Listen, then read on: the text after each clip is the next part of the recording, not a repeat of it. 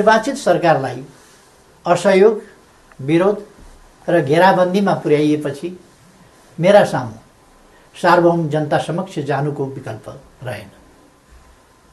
त्यसैले जनता समक्ष प्रस्तुत हुने निष्कर्ष अनुरूप हिजो 2077 साल पुष 5 गते प्रतिनिधि सभाको विघटन गरेर आगामी 78 साल वैशाखमा नयाँ निर्वाचन गर्ने निर्णय गरिएको बेहोरा म निवेदन गर्न चाहन्छु। सतहमा हेर्दा हिजो विकसित घटनाक्रम अप्रत्याशित र आकस्मिक जस्तो देखिए तापनि यो परिस्थिति लामो समयदेखि राष्ट्रिय राजनीति र मूलतः सत्तारूढ नेपाल कम्युनिस्ट पार्टीका केही नेताहरूका असङ्गत, विकृत र जनअपेक्षा विपरीतका गतिविधिहरूद्वारा सिर्जना भएको हो। 2074 साल असोज 17 गते तत्कालीन नेकपा एमाले र नेकपा माओवादी केन्द्रबीच वाम गठबन्धन बनाएर निर्वाचन लड्ने र निर्वाचन लगत्तै पार्टी एकता गर्ने उद्घोष गरिएको थियो।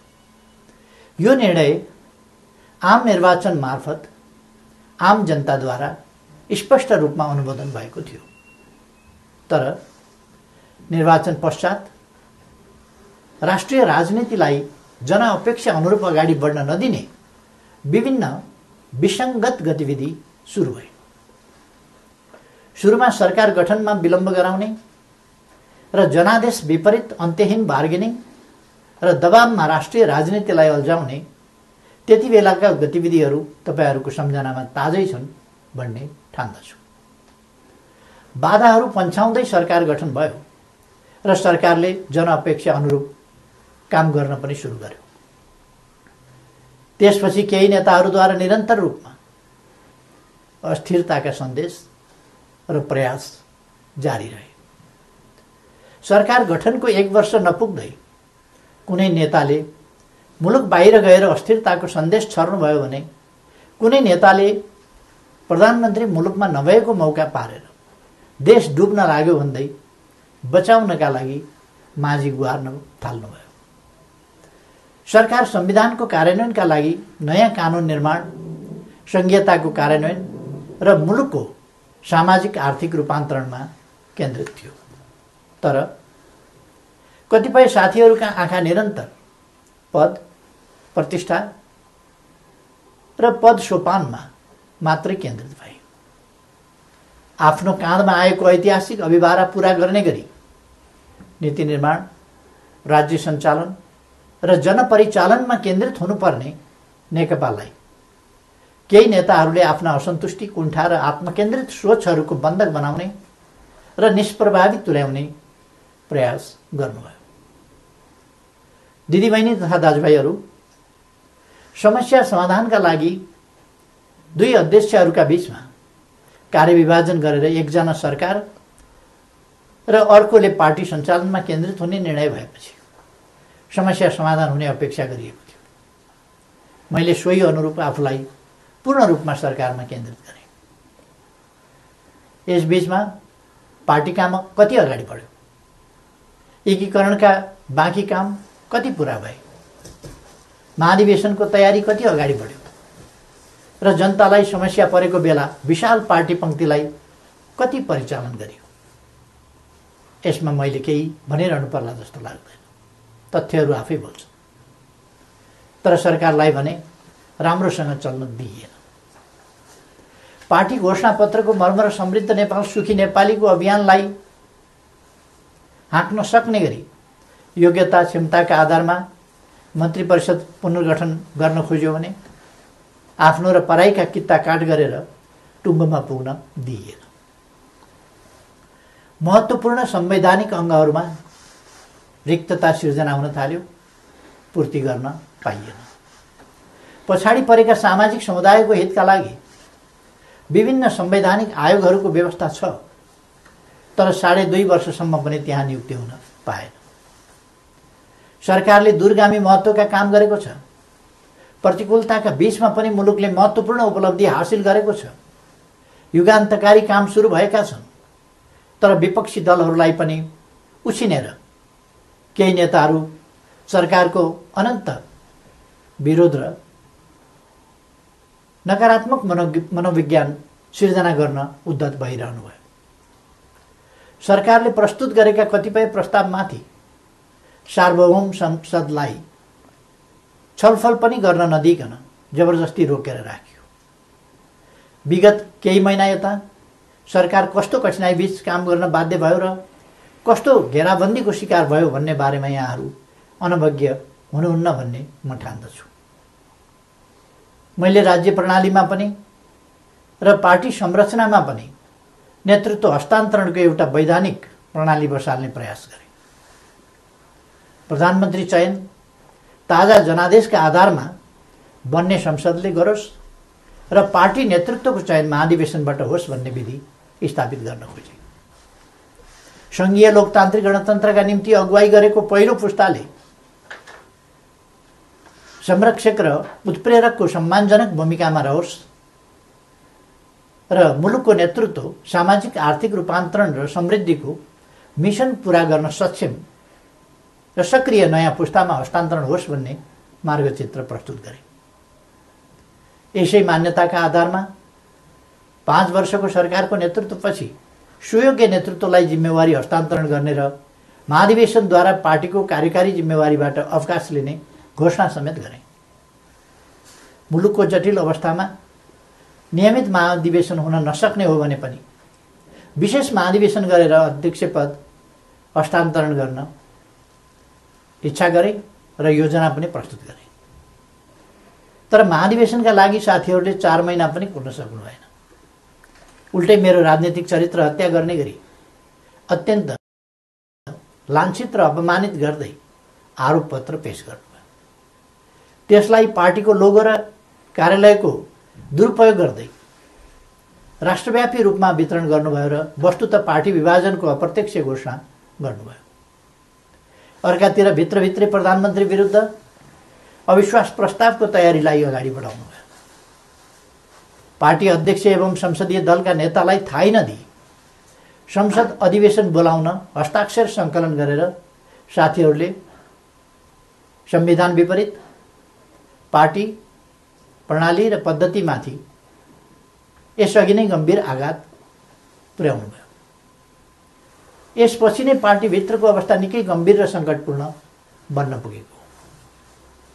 अस्ति पुस 4 गते मात्रै पनि मैले पुष्पकमल दाहालजीको निवासमै गएर उक्त विग्रहकारी आरोपपत्र फिर्ता लिन, पार्टीमा सहज र स्वस्थ वातावरण सिर्जना गर्न र विशेष महाधिवेशन आयोजना गरेर नेतृत्व हस्तान्तरणका लागि पटक पटक आग्रह गरे। पार्टी एकीकरणको सङ्क्रमणकालीन प्रयोजनका लागि मनोनयनद्वारा गठन भएका र महाधिवेशन सम्पन्न गर्ने मुख्य दायित्व भएका पार्टीका नेतृत्वदायी कमिटीहरूलाई पार्टी विधान र एकीकरणको भावना विपरीत पार्टीलाई मतदानको अवस्थातिर नधकेल्न र कर्तव्यको लिकबाट बाहिर नजान बारम्बार आग्रह गरे। तर यस प्रयासलाई मेरो कमजोरी ठानियो। केही भएको छैन, केही गरिने छैन भन्ने कुरामा अल्मल्याउँदै प्रधानमन्त्री विरुद्ध अविश्वास प्रस्तावको तयारी अगाडि बढाइयो। दिदीबहिनी तथा दाजुभाइहरू, सरकार विरुद्ध यसरी घेराबन्दी र दाउपेच गर्नुपर्ने जायज कारण के थियो र? सरकारले यस बीचमा राष्ट्रियतालाई सुदृढ गर्ने सन्दर्भमा ऐतिहासिक कामहरू गरेको छ। नेपालको वास्तविक भूभाग समेटेको नयाँ नक्सा प्रकाशन गरिएको छ। तदनुरूप सर्वसम्मतिका आधारमा संविधान संशोधन गरिएको छ। समस्या समाधानका लागि मित्र राष्ट्र भारतसँग वार्ताको तयारी भइरहेको छ। चीनसँग पारवन यातायात प्रोटोकलमा हस्ताक्षर भएको छ। नेपालको अन्तर्राष्ट्रिय छवि, भूमिका र आकर्षण बढेको छ। यसलाई सुदृढ गर्न सबैले सहयोग गर्नुपर्ने बेलामा सरकारलाई असहयोग र असफल पार्न भइरहेका यी गतिविधिका पछाडि गम्भीर षड्यन्त्र लुकेको स्पष्ट छैन र? यी घटनाक्रम हेर्दा म आजभन्दा 4 वर्ष अगाडिका परिदृश्यहरूलाई सम्झिरहेको छु। नाकाबन्दीको साहसका साथ सामना गर्दै त्यसलाई अन्त्य गरे बापत नेपालको पार्वन सुविधा विस्तार गरेर फेरि कहिल्यै नाकाबन्दी नहुने कुराको सुनिश्चित गरे बापत त्यति बेलाको सरकारलाई यसै गरी षड्यन्त्रपूर्ण ढङ्गले अपदस्थ गरिएको थियो। परिस्थिति र समय सन्दर्भ फरक भए पनि पात्रहरू उनै हुनुहुन्थ्यो। कि यसले हाम्रा कतिपय नेताहरू नेपाललाई अनन्त अस्थिरतामा फसाउने योजनामा सहभागी भएको स्पष्ट रूपमै देखिनुहुन्न र थुप्रै प्रतिकूलताका बावजुद उल्लेख भइसकेको छ। प्राय सबैजसो विकास सूचकाङ्कहरूमा नेपालले प्रगति गरेको छ। कतिपय क्षेत्रमा फड्को नै मारेको छ। शान्ति सुरक्षाको स्थितिलाई सुदृढ तुल्याइएको छ। पृथकतावादी गतिविधिलाई समाधान गरिएको छ। मुलुकले विकास, सुशासन, समृद्धि र स्थायित्वतिर सकारात्मक कदम चालिरहेको यस स्थितिबाट पार्टी खुसी हुनुपर्ने होइन र सबै मिलेर यसलाई थप गति दिनुपर्ने होइन र? तर कतिपय नेताहरूबाट यसको उल्टो काम भइरहेको छ। सरकारलाई 5 वर्ष काम गर्न दिने र उसका कामको परीक्षण जनताबाट निर्वाचनका क्रममा हुने लोकतान्त्रिक बाटो छोडेर सधैँभरि सत्ता, सधैँभरि सरकार, सधैँभरि पदीय भागभण्डाको चक्रव्यूहमा राजनीतिलाई बन्दी बनाउने काम भयो। लोकतन्त्रमा सत्तापक्षले जनताको आदेशअनुसार काम गर्छ, प्रतिपक्षले नियन्त्रण र सन्तुलनको भूमिका खेल्छ। तर हामी कहाँ सत्तापक्षका कतिपय साथीहरू नै प्रतिपक्षभन्दा बढी आक्रामक, असहयोगी र षड्यन्त्रपूर्ण गतिविधिमा संलग्न हुने विडम्बनापूर्ण अवस्था सिर्जना भयो। आजको स्थिति विकसित हुनुमा कतिपय नेताहरूको गतिविधिको मुख्य जिम्मेवारी रहेको तथ्यलाई एका राख्नुपर्दछ। यस्तो काम कुनै पनि अर्थमा लोकतान्त्रिक हुन सक्दैन। दिदीबहिनी तथा दाजुभाइहरू, पार्टीलाई एकताबद्ध रूपमा अगाडि बढाउने, नेतृत्व हस्तान्तरणको विधि र प्रणाली बसाउने र पार्टी, सरकार र संसदलाई जनताको हितमा केन्द्रित गर्ने मेरा प्रयासहरूमा यसरी निरन्तर बाधा सिर्जना गरिए। यसपछि नै म यस निर्णयमा पुग्न बाध्य भएको हुँ। प्रतिनिधि सभा विघटन र नयाँ निर्वाचन मेरो रुचि वा छनौटको विषय थिएन। तर मुलुकलाई अकर्मण्य अवस्थामा राखिराख्नु उचित हुँदैन थियो। संसदलाई केही नेताहरूको स्वार्थको बन्धक बनाइराख्नु जनादेश विपरीत हुन जान्थ्यो।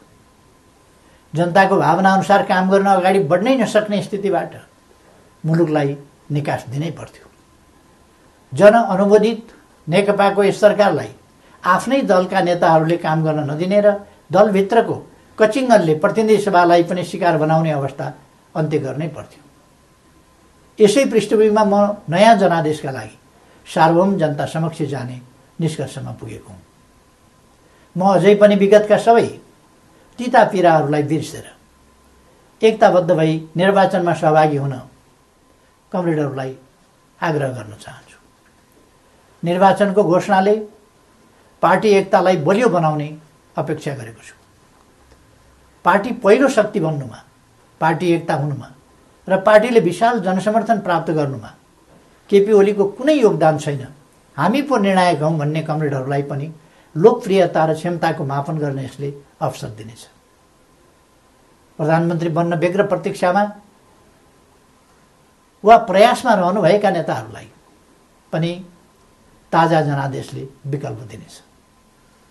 प्रतिपक्ष दललाई पनि आफ्ना एजेन्डा जनताबीच लैजान अवसर प्रदान गर्नेछ। निर्वाचन लोकतन्त्रको आत्मा हो। यो सबैभन्दा उन्नत लोकतान्त्रिक अभ्यास तथा विधि पनि हो। जननिर्वाचित सरकारले काम गर्न पाउँदैन भने उसले पुनरावेदन गर्न जाने ठाउँ सार्वभौम जनता समक्ष नै हो। मैले यही बाटो अवलम्बन गरेको छु। पार्टीले मेरो नेतृत्वमा विगत आम निर्वाचनमा लडेको थियो। म पार्टी संसदीय दलबाट सर्वसम्मत रूपमा नेता चयन भएको थिएँ र त्यसै हैसियतमा प्रधानमन्त्री निर्वाचित भएको थिएँ।